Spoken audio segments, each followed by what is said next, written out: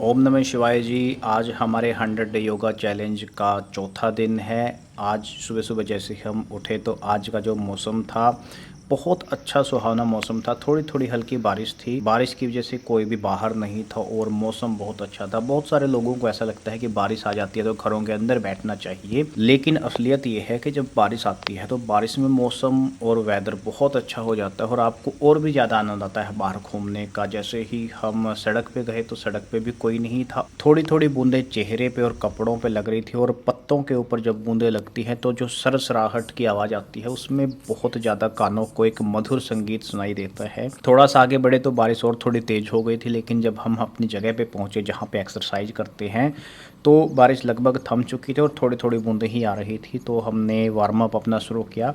सबसे पहले हमने अपनी रोटेशन एक्सरसाइज शुरू की रोज़ाना की तरह।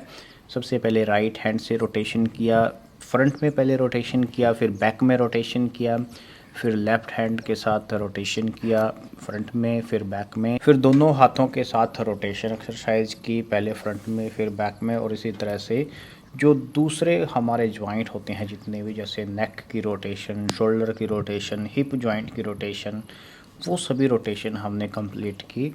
और ये 4 से 5 मिनट का सेशन होता है जब आप रोटेशन एक्सरसाइज करते हैं। और रोटेशन करना बहुत ज़रूरी क्यों है? क्योंकि जो हमारे फ्लूइड होते हैं जॉइंट के अंदर वो एक जगह पे बैठ जाते हैं। जैसे जब कोई इंजन बंद हो जाता है तो उसका जो ऑयल होता है नीचे का वो एक जगह पे बैठ जाता है। जब आप गाड़ी स्टार्ट करते हैं तो वो धीरे धीरे फिर फ्लूइड आता है सभी जॉइंट में। उसी तरह से हमारे जॉइंट का भी वही हाल है। जब हम जॉइंट को थोड़ा सा गर्म करते हैं, थोड़ा उनको हिलाते हैं तो उनका जो फ्लूइड है वो ठीक हो जाता है। अगर आपको कोई भी इंटेंसिटी की एक्सरसाइज करनी होती है तो 4 से 5 मिनट इस रोटेशन को जरूर दीजिए। रोटेशन एक्सरसाइज करने के बाद हमने बेंडिंग एक्सरसाइज की, पहले फ्रंट बेंडिंग, फिर बैक बेंडिंग, फिर साइड बेंडिंग। हमारे मेजर लिगामेंट और टेंडन्स होते हैं वो खिंच जाते हैं बेंडिंग एक्सरसाइज से, वो स्ट्रेच हो जाते हैं और उनके ऊपर यदि कोई प्रेशर आता है, टेंशन आती है तो वो उसमें अच्छा परफॉर्म करते हैं, उनमें इंजरी नहीं होती।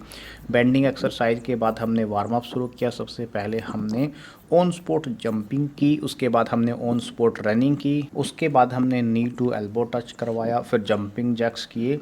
जंपिंग जैक्स इतनी अच्छी एक्सरसाइज है कि जब आप इसको करते हैं तो पूरा शरीर आपका वार्म अप हो जाता है, क्योंकि इसमें हाथ, पैर और आपका जो मिडल पोर्शन होता है, गर्दन होती है, वो सारे एक साथ काम करते हैं। अच्छी तरह से वार्म अप होने के बाद हमने स्प्रिंट किया। सबसे पहले हमने 100 मीटर का स्प्रिंट किया, उसके बाद वहीं पे थोड़ा सा सांस लेकर के 200 मीटर का स्प्रिंट किया। उसके बाद हमने थोड़ा सा रिलैक्स आने के बाद किया और उसके बाद 400 का स्प्रिंट किया। और जब हम घर की तरफ निकले दोबारा से तो बारिश और थोड़ी तेज़ हो गई थी। इससे क्या हुआ, जो पत्ते होते हैं पेड़ों के उनकी एक बहुत ही मनोरम सी आवाज़ आना शुरू हो गई।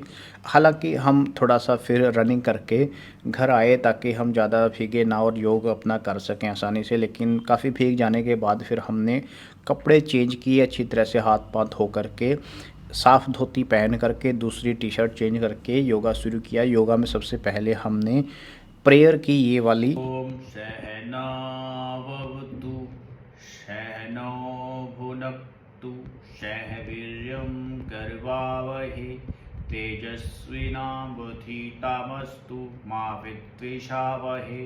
ओम शांति शांति शांति।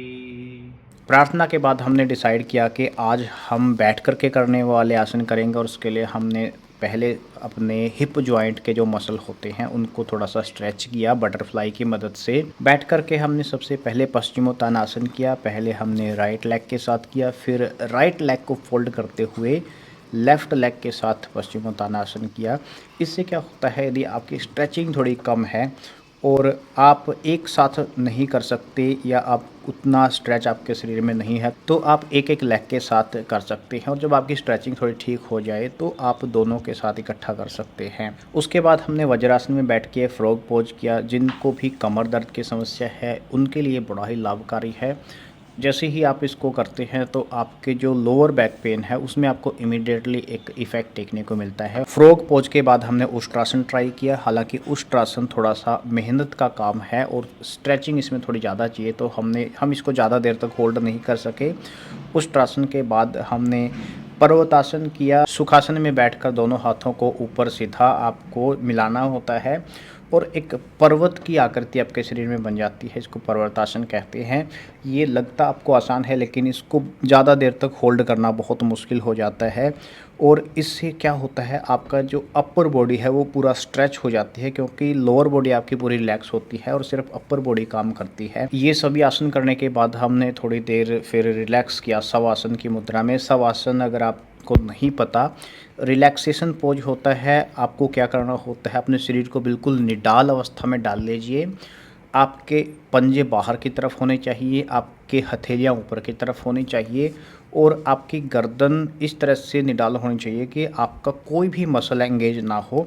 शवासन में आपको लंबी और गहरी सांस लेनी होती है और फिर अपनी नॉर्मल सांस को जारी रखते हुए शवासन में लेटे रहना होता है। इससे पूरा शरीर आपका रिलैक्स हो जाता है। उसके बाद हमने प्राणायाम शुरू किया। प्राणायाम करने से पहले अनुलोम विलोम शुरू किया।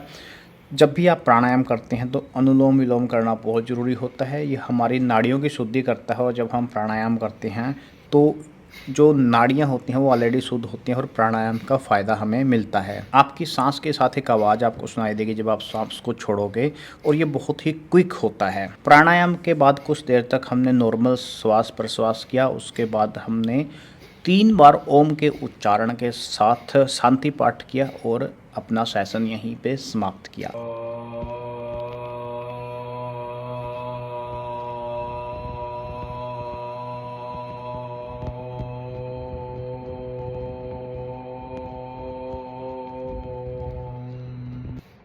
शांति शांति शांति।